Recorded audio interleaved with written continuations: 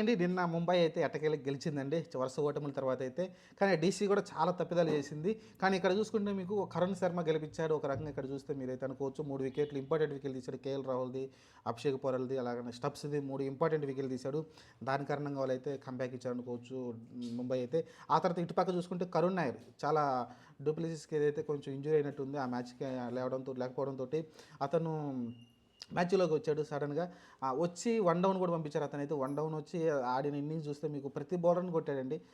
నాకు బాగా గుర్తుంది, అప్పుడెప్పుడో 300 కొట్టాడు అప్పుడు టెస్టులు అనుకుంటాను. ఆ కొట్టిన తర్వాత అతను ఇమీడియట్గా ప్లేస్ కోల్పోవడము.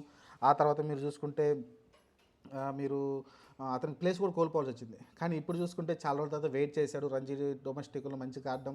ఇప్పుడైతే ఒక ఛాన్స్ వచ్చింది. ఆ ఛాన్స్ని ఎలా వడిచిపెట్టుకున్నాడంటే మీరు చూసుకుంటే 89 పరుగులు వేసాడు. ఆ 12 ఫోర్లు 5 సిక్స్లతోటి ఏ ఒక్క బౌలర్ అక్కడ అటు పక్క చూసుకుంటే టాప్ క్లాస్ బౌలర్స్ ఉన్నారండి. మీకు శాంట్నర్ కావచ్చు, లేకుంటే మీకు బుమ్రా కావచ్చు, బోల్ట్ కావచ్చు, ఇలాంటి బౌలర్స్ని కూడా ఒక ఆట ఆడుకున్నాడంటే మీరు అర్థం చేసుకోండి ఎంత అతని దగ్గర ఎంత.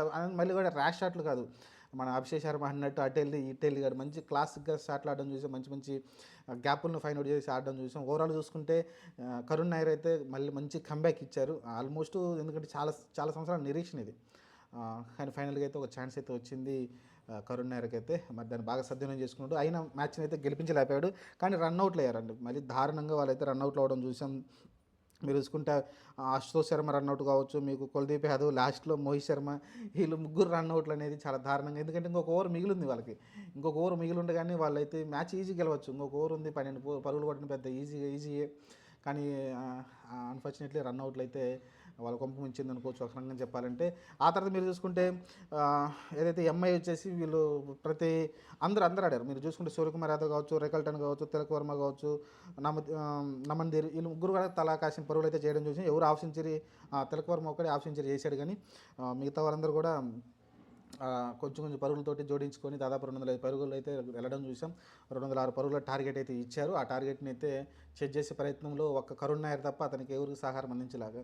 మీకు కేఎల్ రాహుల్ కానీ, మిగతా మార్క్ కానీ, ఇంకా మీకు ఎవరైతే అతనికైతే సహకారం అందించలేదు. దాని కారణంగా అయితే అతను వాళ్ళైతే అంటే మీరు అక్షర్ పటేల్ కావచ్చు, అభిషేక్ శర్మ కావచ్చు, స్టబ్స్ కావచ్చు, వీళ్ళ దగ్గర నుంచి అయితే స్కోర్ అయితే రాలేదు. దాని కారణంగా అయితే వాళ్ళైతే మ్యాచ్ ఓడిపోయారు. వరుస ఒక్క ఓటము ఇప్పుడు జరిగింది. ఇంతకుముందు వరుస గెలుపులతో అయితే ముందుకెళ్తూ ఉంది డీసీ మ్యాచ్కి. ఇది కూడా గెలవాల్సిన మ్యాచ్. అన్ఫార్చునేట్లీ ఇది గెలుస్తుంటే 10 పాయింట్లతోటి మంచి సేఫ్ పొజిషన్లో ఉండేవాళ్ళేమో. ఇప్పటివరకు ఎవరు ఈ టోర్నమెంట్లో ఇప్పటివరకు ఓడిపోయిన వాళ్ళు ఎవరున్నా టీసీని ఈరోజు ఓడిపోవడంతో వాళ్ళు కూడా ఒక మ్యాచ్ అయితే ఓడిపోయినారు. ఓవరాల్ చూసుకుంటే తలా ఒక మ్యాచ్ అయితే ఓడిపోయినారు అందరూ కూడా. ఇంకా చూద్దాం మరి ఇంకా నెక్స్ట్ ఎంఐ అయితే ఫస్ట్ టైం ఒక మ్యాచ్ గెలిచింది. మరి నెక్స్ట్ నుంచి ఇంకా అది ఎప్పుడైంది వరుసగా ఇలా ఓడిపోయి తర్వాత నుంచి కంబ్యాక్ ఇచ్చి వరుసగా గెలుచుకుంటూ ముందుకెళ్తుంది. మరి చూద్దాం ఇప్పటి నుంచి ఎలా వెళ్తుంది. అలానే తిలక్ వర్మ, స్పెషల్గా తిలక్ వర్మ అండి, ఏదైతే రిటైర్డ్ హట్ ఆ రోజు జయవర్ధన్ అనుకుంటే తీసుకున్నారు నిర్ణయం, హార్దిక్ పాండ్యా ఇద్దరు కలిసి తీసుకున్నారేమో. ఆ రోజు నుంచి నన్ను అలా చేశారని ఆ రోజు నుంచి తన పౌరుషంతో ఆడాడా లేకుంటే ఏ విషయం, కానీ ప్రతి మ్యాచ్ మంచిగా ఆడుతున్నాడు. వాళ్ళు ఓడిపోయినా సరే గెలిచినా సరే వాళ్ళు ప్రతి మ్యాచ్ మంచిగా ఆడుతున్నాడు. ఎక్సలెంట్ నాకులైతే ఆడుతున్నాడు తిలక్ వర్మ.